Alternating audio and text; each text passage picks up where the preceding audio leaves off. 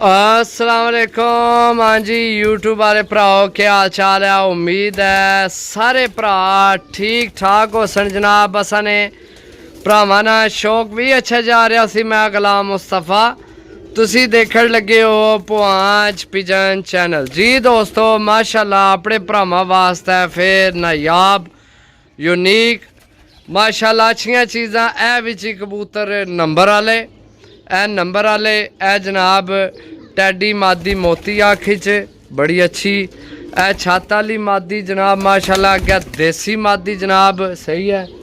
ए जनाब गोल्डन नर सही है। चेक करो जनाब।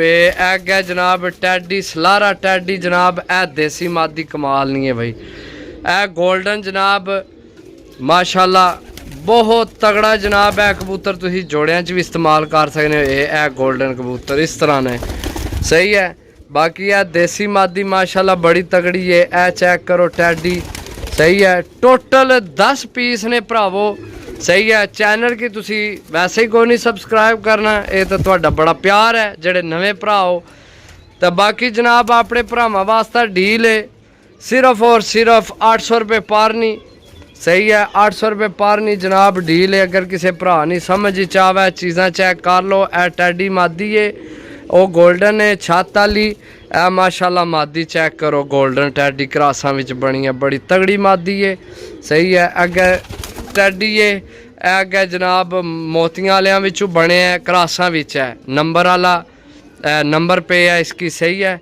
बाकी है चेक करो सही है। गोल्डन टैडी नंबर वाला फिर टैडी अगे जनाब छत वाली मादी माशाल्लाह। अगे चेक करो टैडी फिर आ गया जनाब फिर देसी फिर जनाब टैडी वाला। टोटल 10 पीस ने जनाब शिकरी झपरी माशाल्लाह ठीक है। मोती आँख च बड़ी तगड़ी मादी है सही है। चेक करो जनाब टोटल पीस ने जेड़े भरा लैने हो जनाब रबता कर ले। 800 रुपये पार ने। मिलसा अगली वीडियो तब तक इजाज़त दो। अल्लाह सोने वाला है। अल्लाह हाफिज़।